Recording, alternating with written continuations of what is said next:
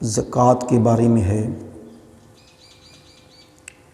خالق کائنات قرآن مجید فرقان حمید میں ارشاد فرماتا ہے،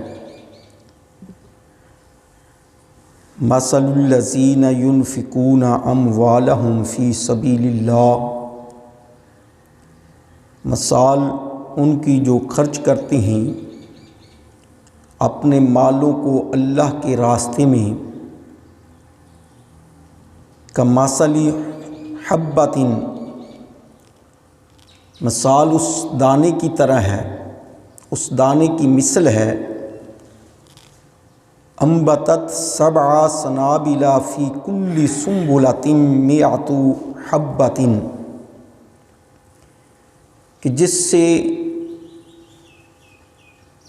7 بالیاں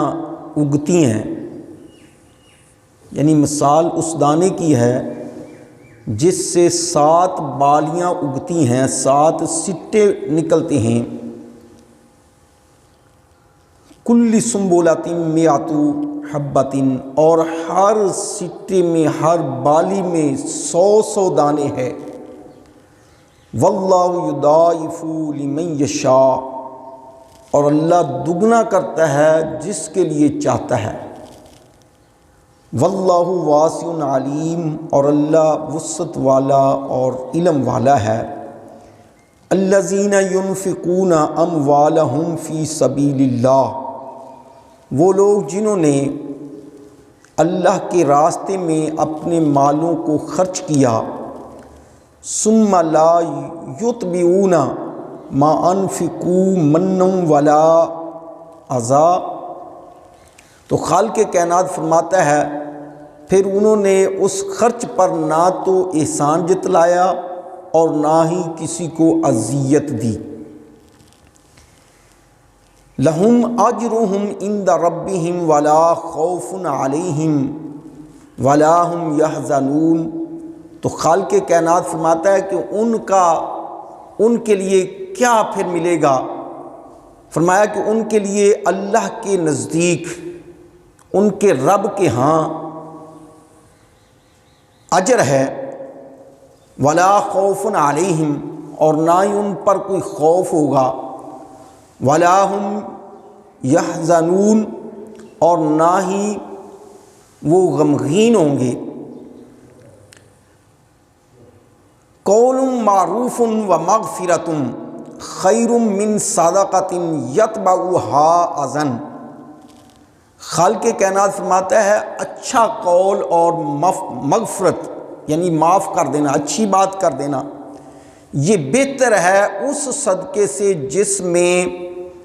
اذیت ہو، جس میں کسی کو اذیت پہنچائی جا رہی ہو، اس سے بہتر ہے اس ایسے صدقے سے کہ کسی کو اچھے لفظوں میں منع کر دینا۔ تو خالق کائنات نے اس آیت مبارکہ میں پوری وضاحت کے ساتھ انسان کو بتا دیا کہ انسان جو اللہ کے راستے میں اپنا مال خرچ کرتا ہے، اس کی مثال بیان فرماتے ہوئے فرمایا کہ اس دانے کی مثل ہے کہ جس سے 7 بالیاں اگتی ہیں، 7 سٹے نکلتے ہیں، اور پھر ہر سٹے میں 100 دانہ بنتا ہے، یعنی 700 دانے ایک دانے سے بن گئے۔ تو خالق کائنات نے فرما دیا مثال دے کر کہ جو بندہ اللہ کے راستے میں 1 روپیہ خرچ کرتا ہے تو اس کو 700 کا ثواب عطا کرتا ہے، رب کائنات اس کے لیے 700 کا ثواب جو ہے وہ دے دیتا ہے، اور فرمایا واللہ یضاعف لمن یشاء، کہا کہ یہ تو 700 ہے لیکن خالق کائنات جس کے لیے چاہتا ہے دگنا کر دیتا ہے اور بڑھا دیتا ہے، اضافہ کر دیتا ہے۔ یضاعف کا معنی ہوتا ہے دگنا کرنا، یعنی 700 کو دگنا کریں تو 1400 بن جاتا ہے۔ فرمایا کہ اس کے لیے دگنا کر دیتا ہے جس کے لیے خالق کائنات چاہتا ہے۔ ثم لا یتبعون، ہاں وہ اللہ کی راہ میں خرچ جو کیا ہے وہ چیز جس میں کسی کو اذیت نہ پہنچائی جائے، جس میں کسی کے اوپر احسان نہ جتلایا جائے۔ اگر دے کر احسان جتلانا ہے کہ میں نے تمہیں یہ مال دیا، میں نے تم کو اتنا مال دیا تھا، تو اس کو اذیت دینا، اس کو تکلیف پہنچانا، اس کو کسی کے آگے شرمندہ کر دینا، فرمایا اس سے بہتر ہے کہ اس کو معاف کر دیا جائے، اس سے بہتر ہے کہ اس کو اچھے الفاظ میں اس کو منع کر دیا جائے۔ اور جس صدقے کے پیچھے اذیت ہو، تکلیف ہو، احسان ہو، فرمایا وہ صدقہ نہیں دینا چاہیے، اس میں بھلائی نہیں ہے۔ بھلائی اس میں ہے جو اللہ کی راہ میں دل کی گہرائیوں سے دیا جائے اور پھر کسی کو تکلیف نہ پہنچائی جائے۔ خالق کائنات قرآن مجید فرقان حمید میں ارشاد فرماتا ہے لن تنالوا البر حتی تنفقوا مما تحبون، ہرگز نیکی قبول نہیں ہے جب تک حتی ینفقوا مما تحبون، جہاں تک کہ تم اپنی پسندیدہ چیز جس سے تم محبت کرتے ہو، وہ چیز جس کو تم محبوب رکھتے ہو، وہ چیز اللہ کے راستے میں خرچ نہ کر دو۔ یعنی ردی چیز کو جو ہمارے کام کی نہیں ہوتی، جو ہمارے مطلب کی نہیں ہے، جو ہم سے فارغ ہو گئی ہے، اس کو اگر اللہ کے راستے میں دیں گے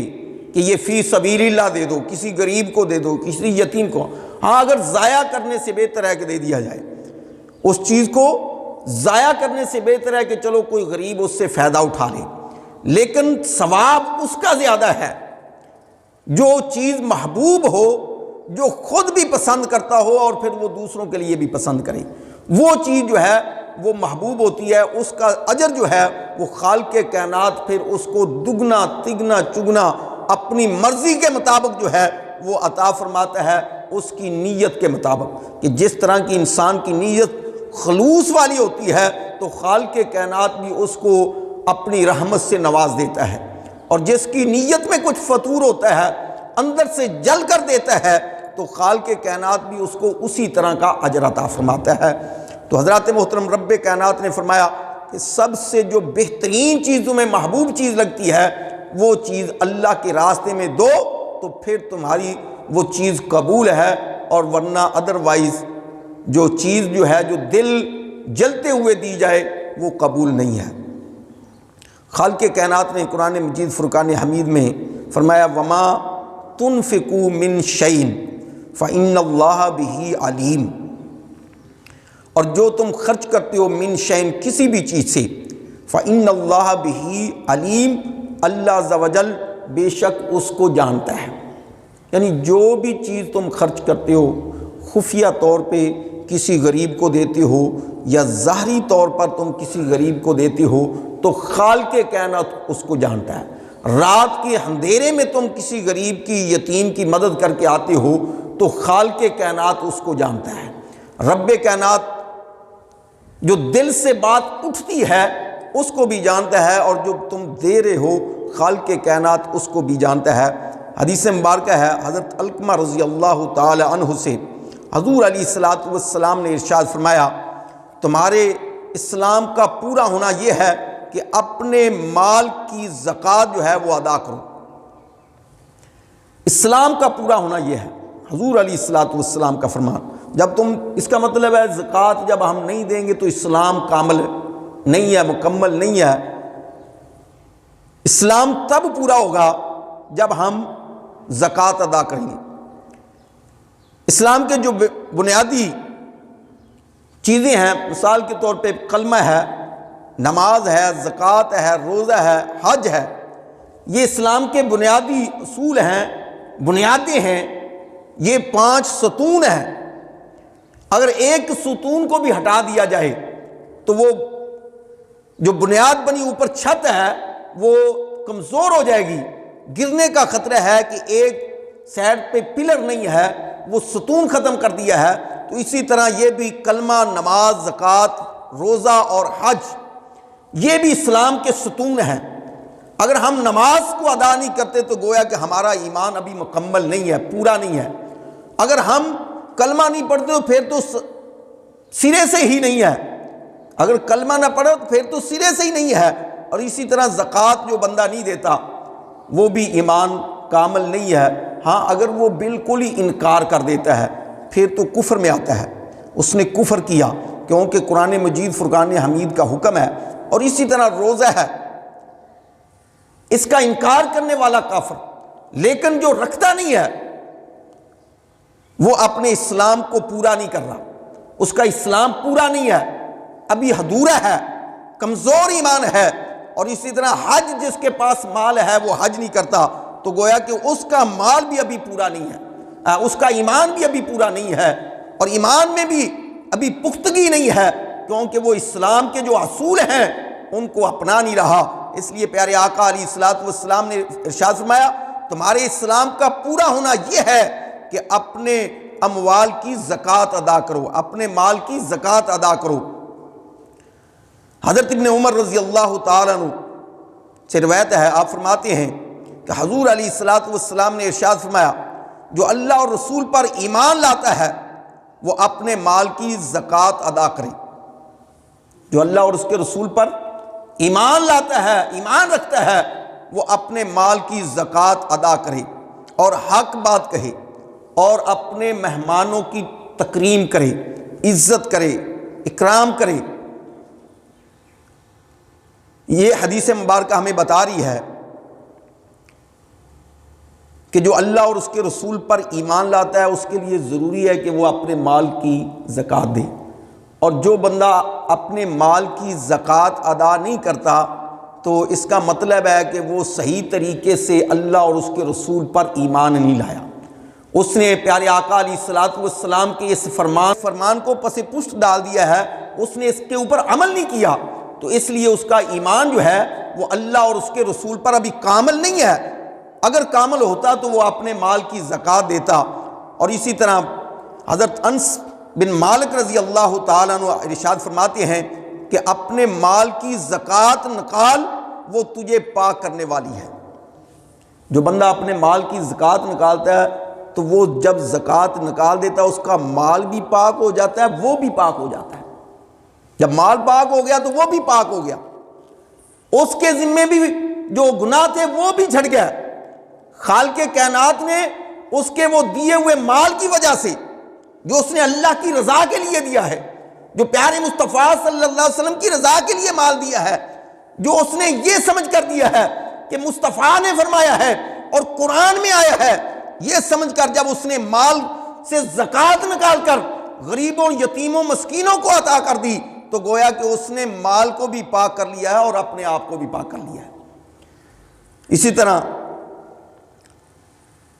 بخاری شریف کی حدیث مبارکہ ہے، حضرت ابو ہریرہ رضی اللہ تعالیٰ عنہ روایت فرماتے ہیں کہ پیارے آقا علیہ الصلوۃ والسلام نے فرمایا جو اللہ کی راہ میں خرچ کرے جنت کے سب دروازوں سے اس بندے کو بلایا جائے گا۔ جو اللہ کی راہ میں خرچ کرتا ہے، اپنے مال کی زکوٰۃ نکالتا ہے، صدقہ خیرات نکالتا ہے، اس کو جنت کے ہر دروازے سے بلایا جائے گا۔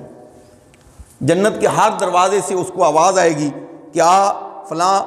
بن فلاں، تو اس دروازے سے آ، یہاں سے آ، تو اس کو آواز دی جائے گی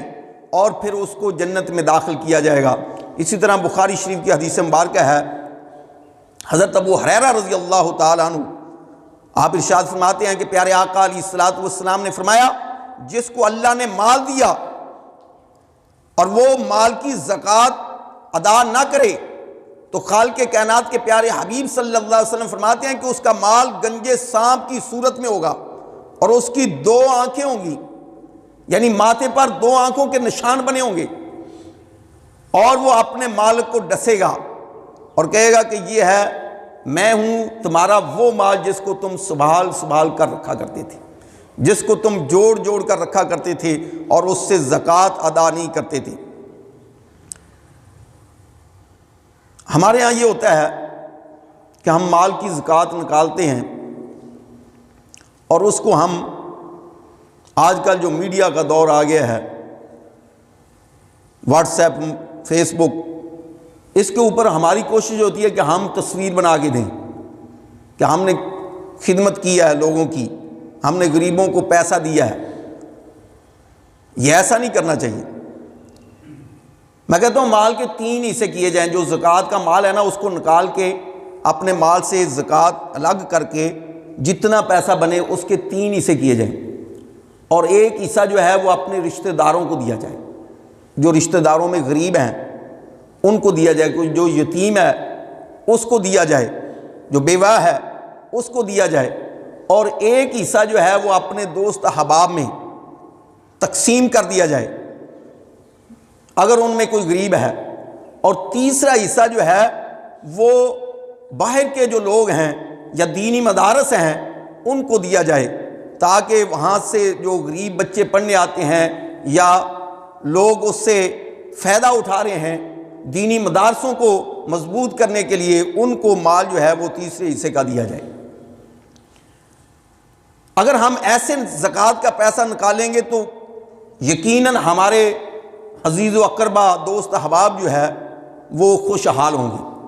ہاں یہ بھی ہے کہ اگر اپنے عزیز کو کسی کو دینا ہے، کسی عزیز غریب ہے یا بیوہ ہے، کوئی یتیم ہے، اس کو اگر مال دینا ہے زکوٰۃ کا تو اس کو بتا کر نہ دیں کہ یہ زکوٰۃ کا مال ہے، اس کی دل آزاری ہوگی۔ اسلام نے بڑی ہمیں وسعت ظرفی دی ہے کہ کسی کو آپ مجروح نہ کریں۔ یہ میں پہلے جو قرآن مجید فرقان حمید سے آیت پڑھی ہے کہ کسی کی دل آزاری نہ ہو، کسی کو تکلیف نہ ہو، کسی کے اوپر احسان نہ ہو، اسی طرح مال دیا جائے۔ تو اگر ہم اپنے کسی غریب رشتہ دار کو دے رہے ہیں تو اس کو اس اعتبار سے دیں کہ یہ لے تمہارے لیے عید ہے، یہ لے اپنے بچوں کے لیے خرچ کر لینا، یہ آپ کو تحفہ عید کے لیے دے رہا ہوں، عید کا آپ سامان لے آنا۔ تو اگر آپ اس کو اس طریقے دیں گے تو اس کی دل آزاری بھی نہیں ہوگی اور وہ خوش ہو کے اپنا کام بھی کر لیں گے، اپنی ضروریات کو بھی پورا کر لیں گے۔ اگر اس کو مال بتایا زکوٰۃ کا تو پہلی تو بات یہ ہے وہ لینے کے لیے تیار ہی نہیں ہوگا۔ جتنے بھی غریب ہیں سفید پوش وہ لیتے نہیں ہیں، وہ اس لیے نہیں جاتے کہ ہمیں کل کو یہ ہمیں احسان جتلائیں گے، ہمیں تانا دیں گے، وہ اس لیے وہ لینے کے لیے نہیں جاتے، مجبور بھی ہوتے ہیں لیکن وہ تصویریں بننی ہوتی ہیں تو وہ لینے کے لیے نہیں جاتے۔ اور جتنے یہ جدی پشتی مانگنے والے ہیں وہی جاتے ہیں، اور جس کا حق ہے وہ پیچھے رہ جاتا ہے، اس کو دیا نہیں جاتا، اس کو ملتا نہیں ہے، اور جن کا حق نہیں ہوتا وہ اپنی تصویریں بنا کر لے جاتے ہیں، حالانکہ ان کا حق نہیں ہے۔ زکوٰۃ تو یہ ہے کہ اس کو بتا کر دی جائے کہ یہ زکوٰۃ ہے غریب کو، اور زکوٰۃ کا مال ایسے غریب کو دیں پتہ چلے کہ یہ لگ جاتا ہے۔ جو صدقہ ہوتا ہے وہ آپ کسی اچھے خاصے امیر کو بھی دے دیں، یعنی کھانا پکا لیا، سب کو کھلا دیا، آپ کا صدقہ ہو جائے گا۔ مہمان بڑے سے بڑا آ گیا، اس کے لیے آپ نے کھانا اچھا تیار کر کے دے دیا، ایک مہمان نوازی ہوگی، ایک صدقہ ہو گیا۔ اگر وہ 1 دن کی بجائے 2 دن رہا تو جتنا آپ کھلاتے رہے وہ بھی صدقہ ہے۔ یہاں تک بھی ہے کہ اگر گھر میں بیوی کو آپ 1 لقمہ کھلاتے ہیں وہ بھی آپ کی طرف سے ان کو صدقہ ہوتا ہے۔ تو گویا کہ یہ تمام چیزوں میں صدقہ پایا جاتا ہے۔ اگر بندہ اللہ عز و جل تو انسان کو کسی نہ کسی بہانے بخشنا چاہتا ہے کہ انسان گھر میں جو تو بچوں پر خرچ کر رہا ہے وہ بھی تیرے لیے صدقہ ہے، تو دل اسلوبی کے ساتھ خوشی کے ساتھ ان کے اوپر خرچ کر، وہ بھی تیرے لیے صدقہ ہے، تیری بخشش کا سامان ہے۔ اگر باہر کسی غریب کے اوپر، کسی یتیم کے سر پر ہاتھ رکھتا ہے، ہاتھ پھیر دیتا ہے، جتنے بال اس کے تیرے ہاتھ کے نیچے آئیں گے وہ تیرے لیے ہم گناہ معاف کر دیں گے، وہ بھی صدقہ ہے۔ تو یہ تو خالق کائنات ایک انسان کو بخشنے کے ایک بہانے بنا رہا ہے، اور ہم ہیں جو ہم دور جاتے ہیں، ہم اسلام کے اصولوں کے مطابق نہیں چلتے۔ اب دیکھیں ہم نکالتے ہیں عشر، جو اسلام نے ہمیں کہا عشر ہم نکالتے ہیں صرف گندم سے، گندم آ جاتی ہے تو ہم عشر وہ بھی پورا نہیں نکالتے، اگر پورا نکال لیں تو خوشحال غریب ہو جائیں۔ میں نے پہلے بات کی، جو غریب ہوتا ہے وہ بیچارہ رہ جاتا ہے اور دوسرے جو ہیں وہ لے جاتے ہیں۔ گندم سے ہی نہیں ہے عشر، ہر پیداوار سے عشر ہے جو زمین سے اگتی ہے، کمان سے بھی ہے، جو بھی سبزی سے بھی ہے، جو بھی چیز زمین سے اگتی ہے اس میں عشر ہے۔ ہم پانی جو لگاتے ہیں ہمارا کیونکہ یہ برانی علاقہ نہیں ہے، یہاں پہ پانی لگتا ہے، کبھی وہ ہم پیسوں کا لگاتے ہیں، کبھی نہری ہوتا ہے اس کا بھی دینا ہوتا ہے، تو یہاں پر 20واں حصہ ہے۔ اگر برانہ علاقہ ہو، بارشوں سے ہو، وہاں پر 10واں حصہ ہوتا ہے، یعنی 10 کلو کے بعد 1 کلو جو ہے وہ عشر ہے۔ اب یہاں پر 20 کلو کے بعد ہے، یعنی 20واں حصہ ہے، من ہو تو 2 کلو جو ہے وہ بنتا ہے عشر۔ اسی طرح ہزار من ہماری گندم ہوتی ہے، 100 من ہماری گندم ہوتی ہے، لیکن ہم اس میں سے پورا عشر نہیں نکالتے، بہت کم نکالتے ہیں۔ بہت کم دوست ہیں جو پورا نکالتے ہیں، ورنہ ادروائز ہم اسی کیٹیگری میں ہیں کہ ہم دے دیتے ہیں کہ یہ زکوٰۃ کا موسم آئے تو ہم 1 ٹرک جو ہے وہ ڈالا آٹے کا لا کے غریبوں کو لین لگا کے، پہلے تو پورا ہفتہ ان کو بتاتے ہیں کہ ہم نے ہفتے بعد دینا ہے، تو وہ لینے لگی ہوتی ہیں اور پھر ہم دے رہے ہوتے ہیں، تو وہ زکوٰۃ اس طرح 1 ٹرک میں پوری نہیں ہوئی۔ آپ پورا اپنا مال نکال کر اس میں سے جو ہے زکوٰۃ جتنی بھی بنتی ہے کاؤنٹ کر کے، وہ اس پورے میں اگر 1 ٹرک آتا ہے تو 1 دیں، اگر 10 آتے ہیں تو 10 دیں، بلکہ پیسے دیں تاکہ کسی اور کام میں بھی وہ خرچ کریں۔ بچوں کی جوتیاں لینی ہیں، بچوں کے کپڑے لینے ہیں، اور گھر کے اخراجات ہیں۔ رمضان کا راشن صرف آٹے سے نہیں بنتا، اور بھی چیزیں اس کے ساتھ شامل ہوتی ہیں، صرف کلہ آٹا نہیں بندہ جو ہے وہ کھاتا۔ تو ان چیزوں کا خیال رکھیں، عشر بھی پورا نکالیں، ہر فصل کے حساب سے اپنا عشر جو ہے وہ 20ویں حصے کے اعتبار سے آپ نکالیں، اور زکوٰۃ جو ہے وہ بھی اپنے پورے مال کی، جس کے اوپر سال گزر چکا ہے، اپنا پورا مال اکٹھا کر کے اس حساب کر کے اس میں سے زکوٰۃ نکالیں، اور غریبوں تک، مسکینوں تک، مدارس تک وہ زکوٰۃ پہنچائیں۔ دعا ہے اللہ رب العزت ہم سب کو اہدنا الصراط المستقیم پر چلنے کی توفیق عطا فرمائے۔ وما علیہ